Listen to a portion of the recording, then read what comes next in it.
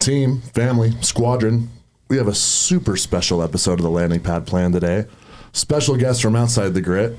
We've got a Sunday special. You've heard of him. You know him. We're all familiar with the Gospel of Casey at this point. We've got Casey Baugh, entrepreneur, one of the partners at Sandlot. And for right now, let's buckle in for yet another episode of the Landing Pad. Well, here's a voice coming at you that you didn't expect. This is me, John. Gave Garth the boot from the podcast today. Right before he left, he said, make us proud. Make the Landing Pad proud. So if this episode goes viral, I'm taking the credit for it. It's not because of the big name Casey Baugh. It's because here we are. We're super excited to be here. Casey, thanks so much for taking the time. I'm really excited. This is a long time coming. For sure. We had to get a setup worthy of Casey coming in here. We couldn't bring him into the lab. Chip bags, creative things going on. Yeah, bringing Casey into the closet didn't make sense. So we did wait until we're here. Shout out again, the Rookery, to bring Casey in. Again, we're excited to have you. Huge. Well, getting right into it, we don't want to take a whole ton of time, but what should the listeners know about Casey? Family, history, door to door, what you're doing day to day. What should the Landing Pad listeners know about you? So 40 years old. I've got 5 kids. 14 is the oldest. 1 is the youngest. So we're like full-blown parenthood right now. Yeah, like as thick as you can get, which we love. It's like our favorite thing in the world.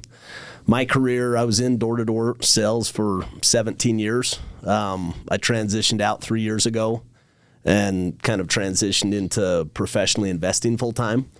But I don't know if there's a bigger advocate of door-to-door sales in the world than myself. I mean, it literally changed my life. And so, I have like this place in my heart for everybody that is pursuing that career and kind of the opportunities and who you become from doing just that hard job, and it's especially in 2023, I think it gets more exaggerated as time goes on as far as just work that requires all of you and that you can't hide. Like you're so exposed. You're either doing it or you're not.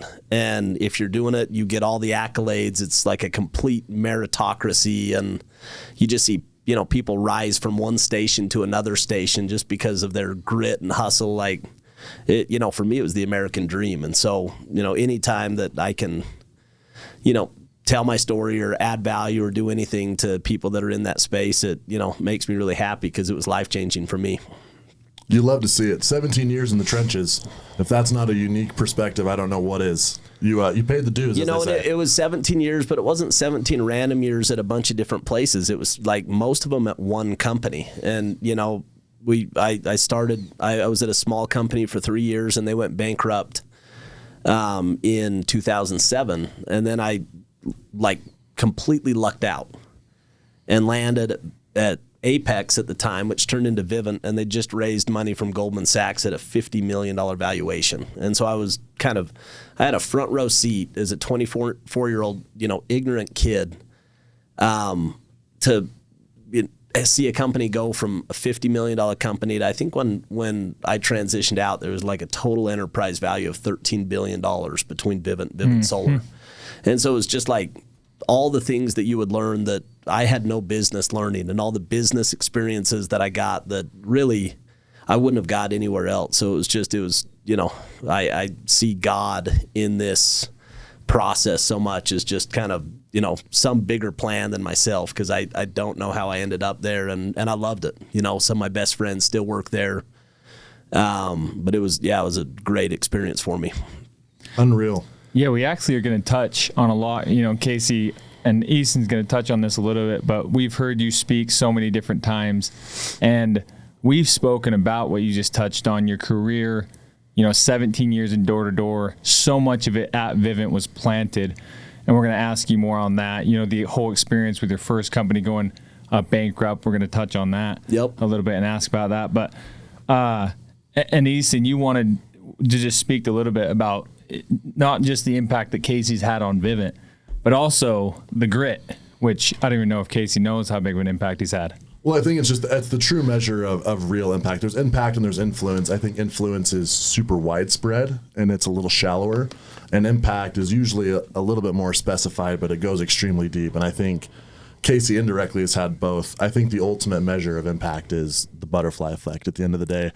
Good that you're doing that you didn't even know that you were doing. And through the impact you've had on John's been able to impact the reps at the grid, and the reps at the grid have been able to impact their reps and families and so on and so forth. So to hear it straight from the horse's mouth, like you said, is long overdue.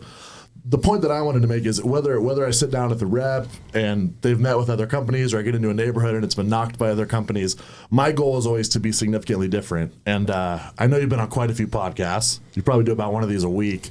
And so our goal here is we want to pry a little bit into maybe stuff that doesn't get touched on as often as others. Let's do it. We want to get in some uncharted waters. Just a couple of rapid fire questions so that the guests could get a flavor for you. And these are just short answer. It doesn't have to be super long. I'm going to fly through these. Biggest lesson you ever learned from a rep? One of it could be a cautionary tale.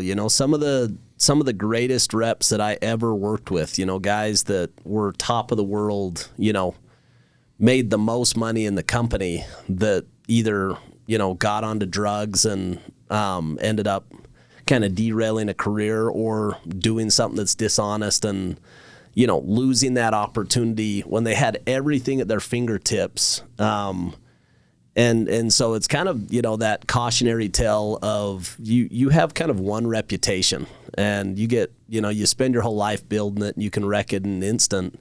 And so I think, that's kind of the, less optimistic, exciting answer is just your consequences matter, and you need to take full accountability for your actions. And also what got you to the top doesn't keep you at the top. There's so many people that just rise to the top, and then somehow they lose focus and they don't keep it. And so, I've got a lot of those examples. Some positive things that you learn from reps. I remember I had a kid that worked for me one summer, and he, struggled the entire summer, got halfway through the summer, it was kind of time to either go home or get going. And I sat down with him, and it wasn't lack of effort. It just didn't click for him. And so we're having this, interview, and it was kind of decided, hey, I think it's time to cut strings and go home. And he goes and, he said he's going to call his dad, and he comes back the next day, and he completely different, countenance.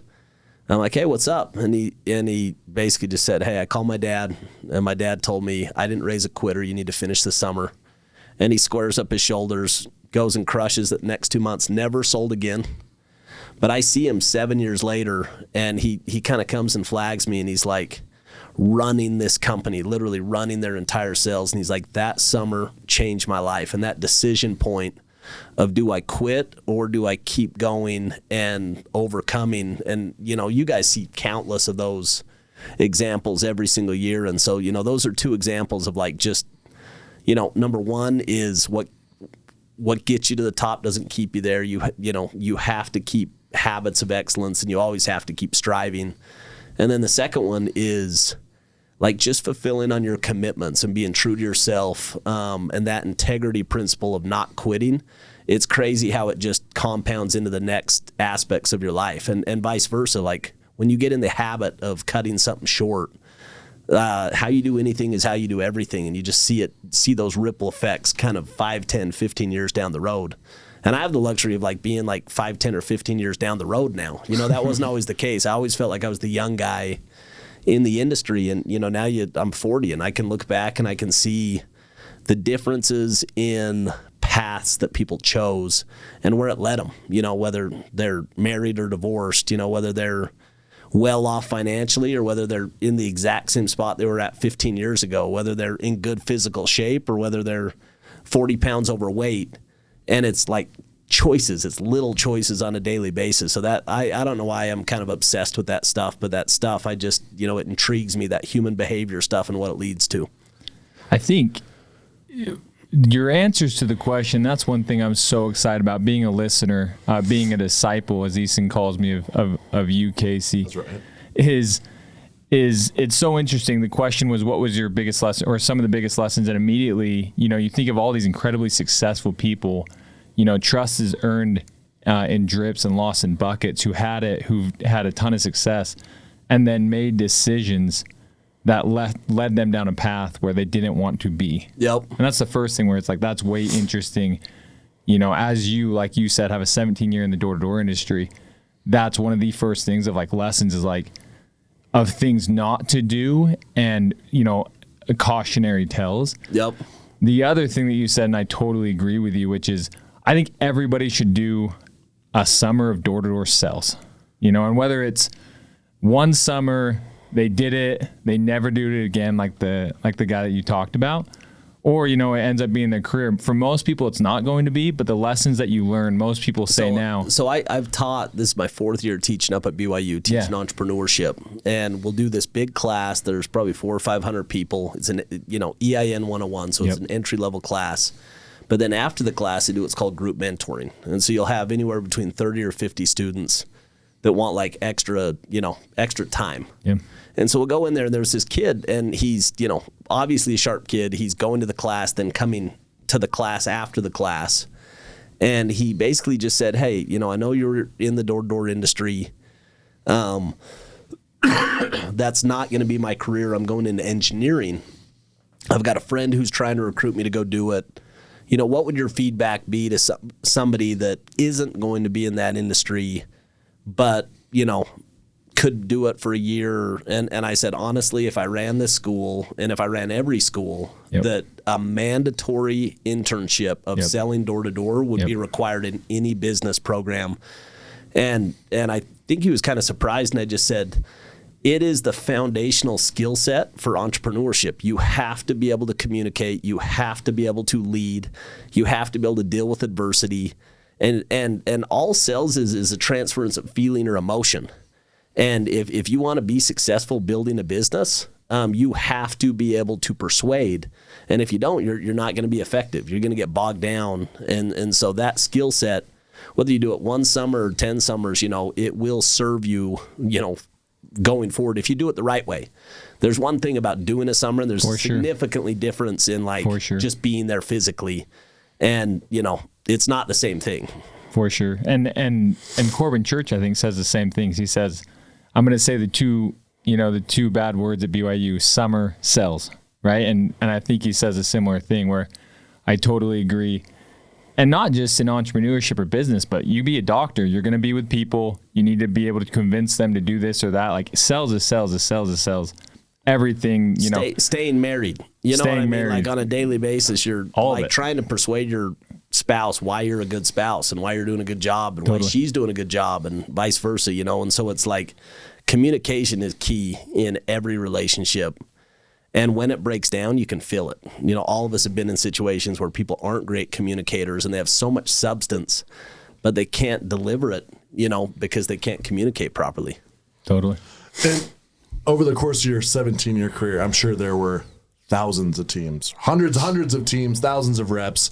Is there a team, a market, a year that's particularly close to your heart, and why? I mean, for me personally, I managed 2 teams. I managed a team in Austin that we were all first-year reps. And so no one had ever sold. No, one guy had sold one summer, and he was 19, and he'd sold like 30 accounts. You managed, and you had never sold? It was my first year at Vivint, and so we went out, did a ton of preseason, Todd and Alex, the owners, they actually said, hey, you can't manage unless you guys do 200 preseason. You do 50 personally. So I went out and I just killed myself in the preseason to be ready. And we did a lot of interviews with the top teams before we went out. So we had kind of these mental models, but you'd never done it. And I still remember going out with that team, and, I had this first year rep, a kid named Mike Schreiner. I still remember just telling him, hey, Mike, I need you to be a manager this year, even though you've never sold before and you're 21, and watching him just rise to the occasion and be a leader all summer. And he was a car group driver, and another kid named Nick Elison. Hey, I need you to step up and be a manager. And all these young guys that just by asking them, hey, you need to be a leader this year, even though you're not ready, and they become ready. And it just taught me this principle that when, the opportunity arises, people step up, and it's our job as a leader to believe in people more than they believe in themselves. And so that first summer, we were a top 10 team, did over 3,000 accounts, and it was kind of a life-changing financial summer, and also kind of put me on the map at Apex. And then the next summer, we had kind of one of the top teams in the company, built on the previous one. It was the last summer that I ever managed. So those 2 summers were so special. What was particularly interesting with that next summer was it was like the heart of the financial collapse. And so 09. You're 2009, and it was like heavy. Gas prices were expensive. Unemployment was really high. Tons of foreclosures. And in that business, somebody had to pass credit. So you just had one, like people, there was kind of this feeling of pessimism, and fear in the market. And then second, like there was just less qualified homeowners to purchase. And so I still remember we got together before the summer and we just said, hey, we just have to knock more doors. And so the standard time in the company was 2:00, and we just set our time for 1:00. And on Fridays, we were noon when everybody else was 2:00. And we just did the math. We said, we've got 45 people. If we get 1 more hour a day, that's going to be 5 to 7 sales a day. On Fridays, that's going to be 12 more sales. And over the course of 100 days, that turns into a big number. And it equated to that number. We kind of said, we're going to out input the process. If our closing ratios go down, we're still going to sell more sales because we're just going to have higher inputs. And so, it was, a big lesson for me. And like, it doesn't matter what the economy is. Like the economy is what is between your ears. You can go put a plan together to go dominate in a down economy. And for me, my entire career was made because we excelled in a bad economy. And so it was a lesson for me in the recession that's where you can actually get a lot of market share if you have like the right psychology and you attack it properly. Getting out of like the more rapid fire questions, which is obviously huge, transitioning more into kind of the weeds of the door-to-door career. Obviously, you've already mentioned that you did it for 17 years. As a principle of leadership, you mentioned one of the responsibilities of a leader is to believe in others more than they're capable of believing in themselves. What's a principle that you've learned in the last 5-10 years that you wish you would have known that first summer in Austin? Man, there's so many of them. The stuff that I learned that helped me the most when I was there, that I think gave me the advantage, was to treat it professionally. And I was early in that. Like, no one treated it professionally. It was this summer to summer thing. Mm-hmm. And I remember sitting down with Todd, and Todd, showed me a vision of why this could be a profession. And I think the nature of me losing everything in the company going bankrupt, and then also the economy just tanking, and then to have this vision of, hey, you could actually get way ahead in this profession. I didn't have to look to the right or to the left anymore, and I kind of committed, this is what I'm doing professionally, and that made all the difference for me. That certainty and that just full commitment allowed me to just blow past a lot of people that, were just as good or better than me, but they didn't commit. They didn't fully commit. Over the last couple of years, I think the big lesson or the cautionary tale that I've seen is, I worked with over 100,000 reps. We paid out 125 to 150 million of sales commissions a year. And to see people that made a tremendous amount of money that have nothing to show for it, 15, 20 years later. And it's not like they just went buck wild. It's just they weren't deliberate in building wealth. And so for me, that's a passion project that if I could go back, that would have been like class number 1, mandatory indoctrination on, you will invest every nickel of spare money that you have, because compounding will make you wealthy if you just put it to work at 21, 22, 23 and forget about it.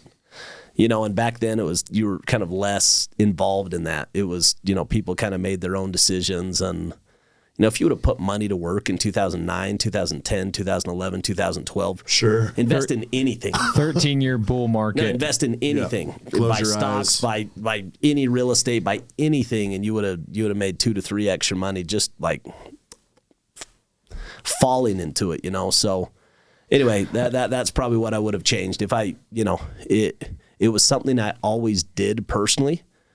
And so I think the people closest to me and my managers closest to me, we had that a part of our culture, but I could have been more vocal about helping others. Yeah, about helping others. It's the difference between, you make different decisions when you're financially free than when you're when you're like which is what compromised. You know what I mean? Which is what you do now. I mean, that's your profession now. And it's our passion project. Like, our whole purpose is to create generational wealth for families. You know, that's what lights us up. That's what fires us up. And so you know, to be able to help people, one, you know, with the decision-making process, and two, access is kind of what we do full-time now. But I was doing it back then. I was just doing it personally. Mm-hmm. Yeah, Casey, you talked about this, and I want to go back to it. I think something you guys did so differently at Vivint is treat it, and it came from Todd is what it sounds like, at least for you it did, like a career. Not like a launching pad, but truly like a landing pad. Look, I can make this my thing. And you saw that at Vivint, where so many guys made their careers and were all in on that. Where so many people, especially now, with stigmas or this or that, they don't want to be the summer sales bro. They don't want to be the summer sales gal. They just want to do it and get out. I want to go back to Casey. So you were working for a different company that went bankrupt, went belly up. Yep. I want to hear, what was that like? That's got to be one of the experiences in your life where you remember where you were when you found out back ends weren't getting paid. Like, what did that? Because I assume you recruited your friends and family. And you had probably, in some cases at least, like brought people into this company. Hey, look, this is going to be a great option. And then all of a sudden you're looking at, okay, they're not going to pay us, a significant amount of money that they owed you. What did that look like? What did that feel like? And then how did you use that to propel you and really make that a huge win for you and your people? No, it's one of like my proudest moments in life. You know, I learned so much of myself through navigating that crisis. And we get to the end of the summer. I think if there's ever been a time in my life where it would have been easy to be a victim, that would have been the time, because we actually did everything right. We were the top team in the company. We were, I think, the top region in the company. We'd recruited a bunch of people. We'd worked hard. Crushed it. Yeah, we'd done it was ready to spike the football at the end of the summer. And even I remember going to our banquet, and there was no signs that, there was smoke. And I remember going to the owner of the company, and he asked me for $100,000. I'd already given him, I think, $200,000 or $300,000, and he just stole it from me. He literally, I wrote him $100,000, never made a payment, and just kept it. And so, it was a point in my life where I'm complete violation of trust. But I was able to somehow just put my blinders on and focus on what needed to be done. And I'm the biggest believer that life is happening for us. It's not happening to us, and that had to happen. I never would have ended up at Apex or Vivint. I liked where I was at. We had great culture. We had great friends. We were all doing it, and so it had to happen. And I was better with my money in the future. I'd even if I did trust people, I would actually go through the proper steps of getting good paperwork and getting good documentation and managing my downside. And so those lessons, it was tuition, but it was the exact tuition that I needed at the right time. To have that lesson at 24 instead of 37 for sure is the difference between keeping your wealth and losing everything late when you don't have time on your side. So yeah, but it was so hard. It was complete chaos. One of my good buddies recruited me into the industry, and he ended up going to a competitor company called Pinnacle, and I went to Apex, and it was kind of the severing of a friendship of a kid that I'd known since I was 12 years old, which to this day it's super sad, that, but it was kind of take a family and cut it down the middle, and then you just have to go figure it out on your own. It's brutal. It was the Hunger Games a little bit. Sure. I mean, it was wild. Kind of feels like it from time to time, doesn't it? So my next question is, in the process of switching companies, going from one place where it was very clearly things didn't go the way that you had anticipated, what was the process of learning to trust again? And how has not just overcoming the early setback, but how has that experience helped frame the approach to the rest of your career and door to door? I mean, again, I lucked out. I met Todd, I met Alex, and there was just something.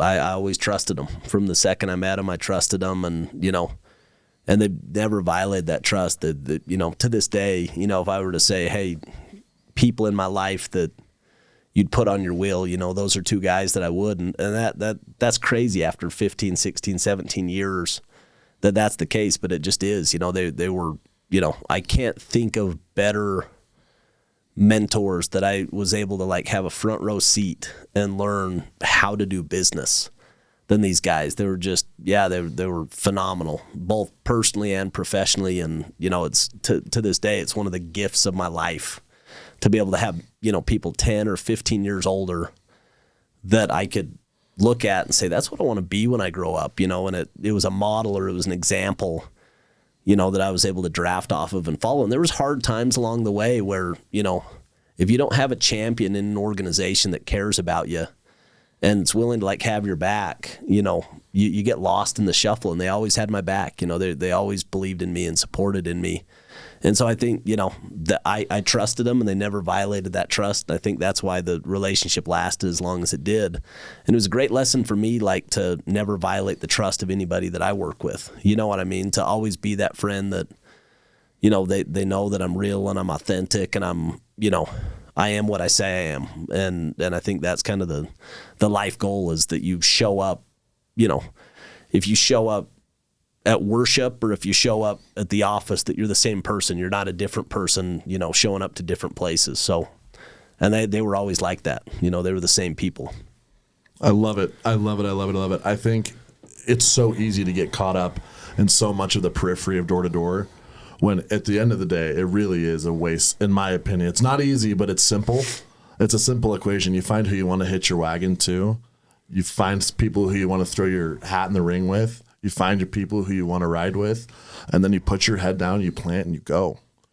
And you don't bend, you don't break. Well, it's not like a clean story, like if you're like telling your little brother, he's going into the door-to-door industry, there's not like this like clean, simple answer on like how to go navigate like that river with all the crocodiles and, and like two managers at the same company is a way different outcome for the same rep. You know what I mean? You could be at the right company with the wrong manager and have a terrible experience. And so you really, to this day, if I'm sending somebody out into the industry, I've got friends at Vivint that, it's like, hey, go talk to him, then talk to him, then talk to him. And it's very like, hey, this is who you need to work with because I know they're going to get a quality experience. That's something, and if there's a part that we cut from this episode, I mean, talk about something that at its core we believe in so much. As we always say all the time, we don't, we're not a pest control company. We don't bet on this business or that, and you do for a short period of time, but what we will consistently bet on is people, and it's getting the right people to bet on, like Easton's saying, to throw your hat in the ring, to hitch your wagon to. And I've heard you speak about it. Todd was that person for you. I remember at the Sandlot Summit you said the same way that Neilman with Breeze Airways, if it wasn't for that, Sandlot wouldn't be there. In the same vein, Todd Peterson is that for you. 1,000%. I was talking to him the other day. He's actually in Germany. He got neck surgery and back surgery, and so I'm talking to him, and he's on painkillers and telling me about like the food, and it's like just terrible, hospital food in Germany. But you're, now it's like you're kind of like down the road a little bit where he's not in the industry anymore and I'm not in the industry anymore. And, you're just reminiscing, and it's like, that was such like a fun time. You look back and it's almost like playing a sport where you're just like, man, we were in that battle together and we were fighting and we're, pursuing it. And, it's the lesson that building a great business is an end in and of itself. We're always trying to get to the, when I sell or when I do this, but you kind of got to like be aware that like this is the good stuff, the building of it and the building people and like the challenge and the struggle and the decisions. That's the good stuff. And just kind of soak it up when you're in it. I couldn't agree more. I think the arrival fallacy especially runs rampant in door to door. Oh, it's next summer. Oh, when I make $1 million in the summer, that's when I'll be happy. When I have 1,000 reps is when I'll be happy. When I have this, when we go public, when there's an event, so on and so forth. And I think so much of the happiness, I always say this, is happiness is a total process-based emotion. It's not attached or associated with any destination or event. Going with that, I think a lot of people get in the door into door to door and they think the end objective is, I'm trying to get off the doors. That's how I know I've made it, quote unquote, within the industry. How would you speak on that outlook on door to door, viewing it as as soon as I can get off the doors? In my personal experience, the people that were willing to be on the doors forever were the ones that ended up managing a lot of people in regions. They were the ones who actually weren't, but they weren't the ones who wanted to be off. Interesting. They were the ones who just created so much value for so many people that they worked their way off. You know what I mean? They just they grew so big that it wasn't an option to be on. And so I think that's been my experience with it, is the ones who want it the most will never get it. And the ones who are just about creating value are the ones that end up leading companies. And I've kind of seen that across the board at a lot of different companies now, And that's exactly, as I look at a lot of you guys, we introduced you, we had a call the other day with our leadership, and I asked Nick Elison, you did this at Sandlot, so I took a feather from your hat and asked Nick for an introduction about you, and he spoke about that, where your goal wasn't to get off of the doors. He remembers you driving in, he said, a Ram truck to Arizona every year, not leaving Arizona, maybe it wasn't Arizona, not leaving until you did, 10 accounts. And that wasn't, just to do it. That was to get out, get in the trenches, show your people. Your goal was always, from what it sounds like, and a lot of people that have had as much success as you have had in the door-to-door space, wasn't to get off the doors. It was to provide as much value and impact. And inevitably, like you said, you'll eventually, you'll have to, because you won't have the choice of being on the doors anymore. You can add more value off. Yeah, and I think there's times and seasons for everything. I think the longer that you go, you realize this job isn't for everybody forever. And I think there was a point in my life where it was everybody should do this. It's the greatest thing ever. And, everything you look is, and as you look back, you realize for some people it's a one summer thing. For some people it's through college. For other people it's kind of a mini career. And then for others, they're going to go be Tom Brady or, Kobe Bryant or somebody that goes and they're in the league for 20 years, but that's more of the exception than the rule, sure. But what I can say is the people that are exceptional end up being exceptional the next place they go. I mean, we at the company I'm with, I think we have 700 or 800 investors that have written us a check for over $250,000 over the last 2 years. And so many of them have roots in that industry, and then have taken those learnings and gone out and build a business and have created, tremendous wealth off of those skill sets, and so I think it's just knowing that, it's not for naught. When you're being excellent here, what you're becoming is the type of leader that is going to be excellent wherever you go. You just need to go adapt that to the next vehicle. It's really not about becoming excellent here or there. It's just about becoming excellent, period. Yep, and then excellence will follow you, because that's the habits you establish to get there. This is a question I'm so interested here. In my opinion, Vivint's the golden standard of door-to-door. Along the way, over the last 17, 20 years, there's been people who maybe at one point or another match the trajectory of the growth that an early Vivint was having, but obviously have fallen short in replicating what you and the rest of your team was able to build. What do you think the most common misstep is for companies or programs or leaders that are trying to replicate what Vivint was able to do? I don't think it's a Vivint thing. I think it's a human nature thing. You think of a first-year rep and the way that they kill themselves to get the skills to be able to, be top 20% or even top 1%, these exceptional. But once you get there, you have it. And unless you have that next thing of I'm going to go manage or I'm going to go do this then you see those people lose focus, because that vision of kind of what's next and that drive, it just takes exceptional effort. You think about Olympic athletes, you think about anybody that is on Broadway, you think about, professional actors, you think about professional athletes. It's there's a level of sacrifice that it takes to be top 1% in any profession that, if you don't keep it up, you lose it. And so, the talent is at every company.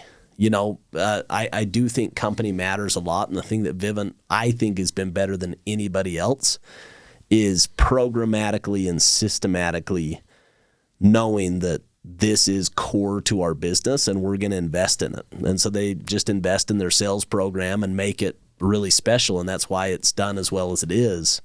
And that's why it continues to do it. You know, as long as they keep that culture in place, it'll continue to grow. And the second that they don't, it'll leave. You know what I mean? And so it's important to kind of put that number one. But yeah, the guys who I've seen excel at Vivint, it's the same principles of guys that I've seen you, John, and different people in the industry excel. It's that they have a standard of excellence that's not, hey, when I get there, then I'm done. It's like I'm going to put these inputs in for a decade and see what that turns into. And that's just a different level of commitment than I want to be the top rep in my office, or I want to be the top region, or I want to be the top manager. Because when you check those boxes, like it's like, what's next? You know what I mean? And so people fall off. Or even earnings. You'll see people cap out at earning levels all the time. And I'm sure you guys see this all the time. You know, somebody, they just cap out at $100,000, or they cap out at $300,000 or $500,000, and that's like their plateau. And it's not that that's as much as you can make. It's that inside their ears, that's as much as they can make. And they do enough work to go get there. That's kind of their barometer of what they're worth.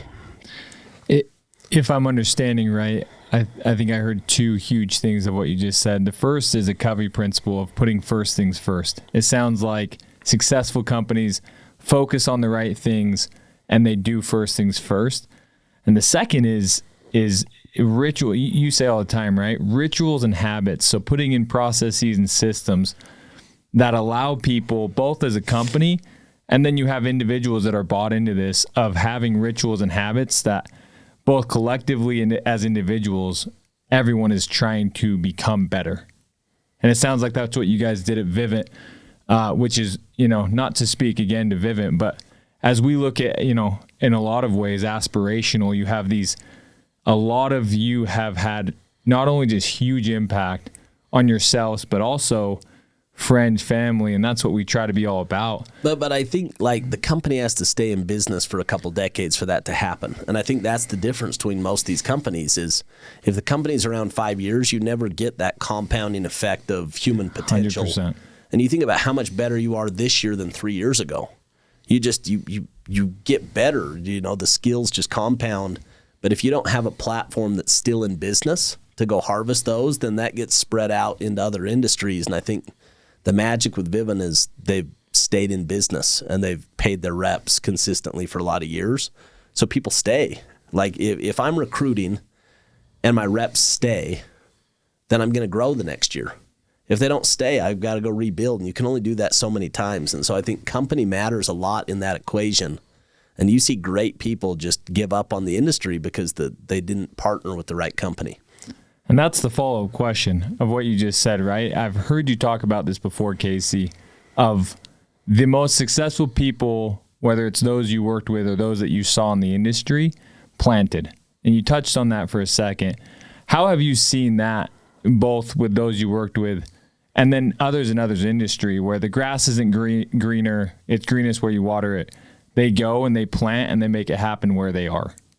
I mean, people that just bounce and bounce and bounce, like it's fool's gold. You know what I mean? It's truly cotton candy, and you know, you see it in marriages, you see it in careers where people are always looking for the grass to be greener. And it, you know, it's that old adage that it's greener where you water it. Mm-hmm. You know, and if you like dive into your situation and make it better, then you have options. But if you're always looking around, you know, and your reputation precedes you. Like when I'm looking at a resume and I see somebody that's been at 5 companies in 5 years, mm-hmm. I can assume that person, you know, I'm just a stop on the bus. But if somebody's been at one company for the last 6 years, you know, it's like, well, they'll probably, you know, be with us for 6 years if we do a good job at taking care of them. And so you know, habits repeat themselves. I think there's no coincidence that when we talk about planting, it's the same person who's consistently talking about habits. It's the same notion of I'm going to be planted at this company. I'm going to be planted in who I am, the same guy that's showing up to worship and showing up at the office. I think the principle that's trying to be communicated is authenticity. Just being genuine. It's authenticity, it's consistency. It's one of the greatest compliments I've ever been given by somebody that I respect is that I'm deliberate. And I think living a deliberate life is like, you couldn't give me a better compliment, because I just don't think you can have an exceptional anything without striving for it. You know, you think about average and above average and excellent. By definition, it's different than everybody else. You have to have a different level of focus.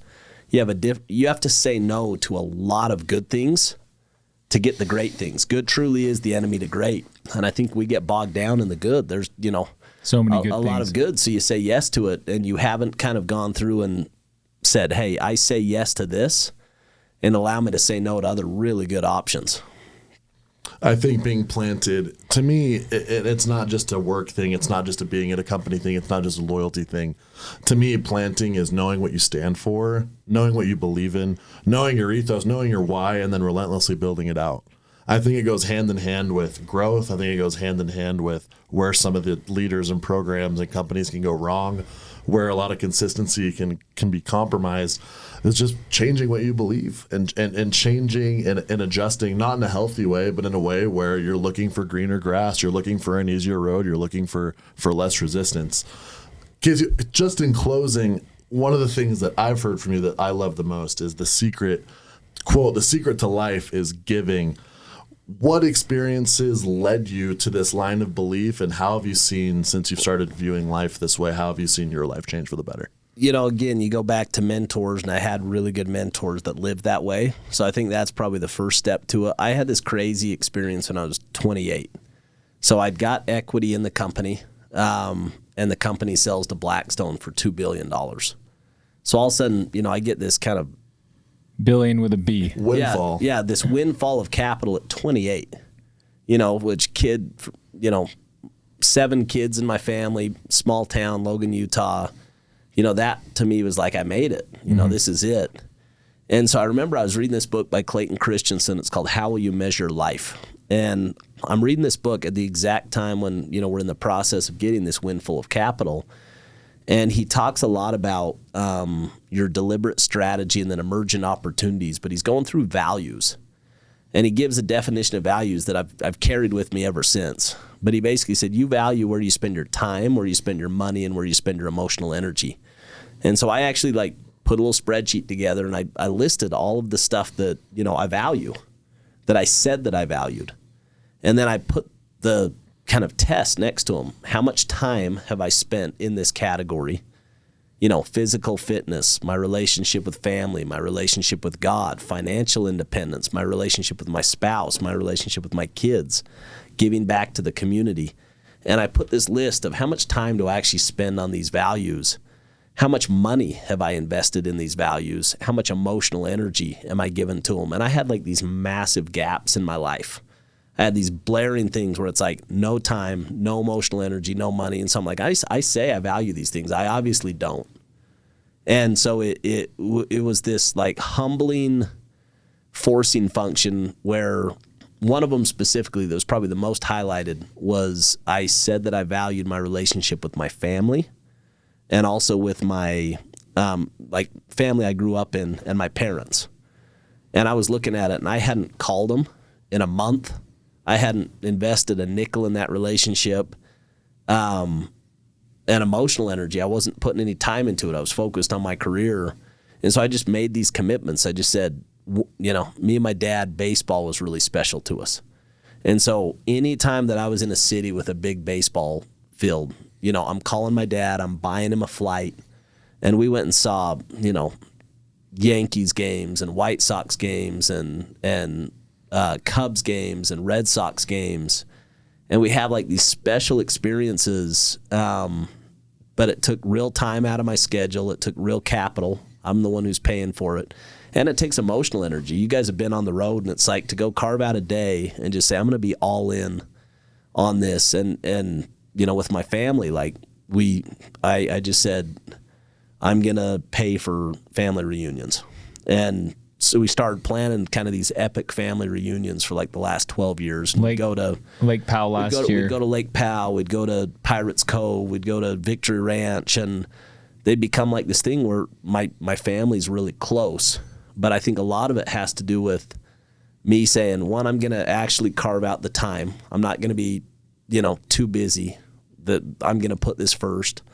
I'm going to invest real dollars. not ask anybody else to help. I'm just going to do it. And I'm going to, show up, and I'm going to be present. I'm not going to be on my phone. And it's been the difference. And so, even just those two things, when I look at, my life today versus 12 years ago, it's definitely more integrated where when I say that I do something, I try to live it. You know what I mean? If I really value it, I'm putting the time, money, and energy into it, or trying to.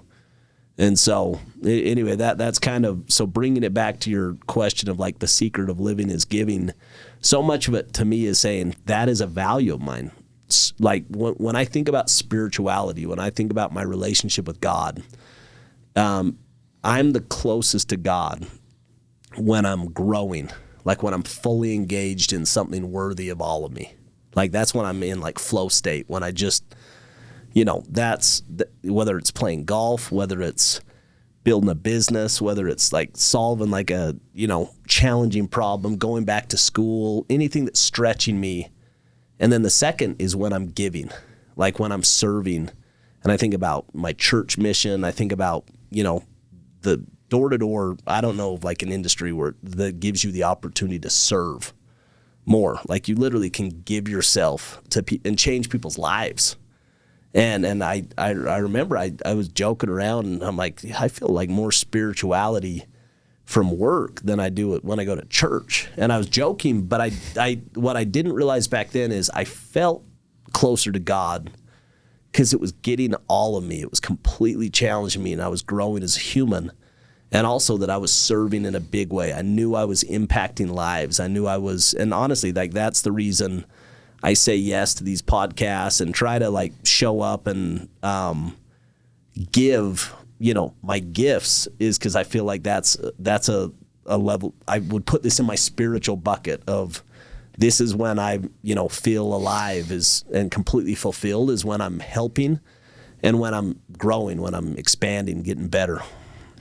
And that's, where we want to close really, Casey, is putting your money where your mouth is, your time where you're, it's easy to say, I care about these things. And then as you look at it, what do I actually care about, is what you said, where you put your time, your money, and your emotional energy. You have done a number of these podcasts. And so the first thing I want to say in closing is thank you so much. No, truly. Thanks for having me, and thanks for hosting it. I mean, you guys are doing the same thing, except on a bigger level, as you get a chance to serve people and add value in a way that, anybody who's listening, it's a way to change their life. And so, thank you guys for facilitating. And, it takes a lot of your time and a lot of your emotional energy, you know what I mean? And you're fronting the capital to go do it. So it's really cool. I admire it. Well, we appreciate it. And like I said, it's not just this one. And this is a huge, shameless plug. Listen to Casey. Search him on Spotify, Casey Baugh. He's done a number of podcasts in the last year. I went to lunch. This optometrist reached out to me, and I did a podcast. And he was like, oh, thanks for doing that. And I was like, oh, dude, let's go get lunch. And he's not familiar with door-to-door. And so I sent him a bunch of your podcasts. And he's like, oh, dude, I've listened to them 3 times. They're incredible. It fires me up. Oh, dude. Makes me happy. And there's hundreds of those people. So truly, take the time, listen to his podcast, re-listen to it. Search Casey Baugh on Spotify. It'll pull up a list. Just go through them. Casey, thank you for being on. Thank you for the impact that you've had on me personally, on the grit. When I went around this summer and traveled, I sent you this, right? We did the Tony Robbins priming. We did the 3 questions with the 20 responses. So cool. And those are all, again, just things that you've done and that you've shared. A lot of people like to hoard their gold and their talents, where you just have the exact opposite abundance mindset.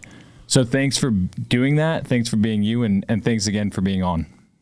As an abundant, intentional, honest, and so aware of a guest as we've ever had. So thanks for having me, boys. Thank you. Appreciate you. As for this episode of The Landing Pad, we're out.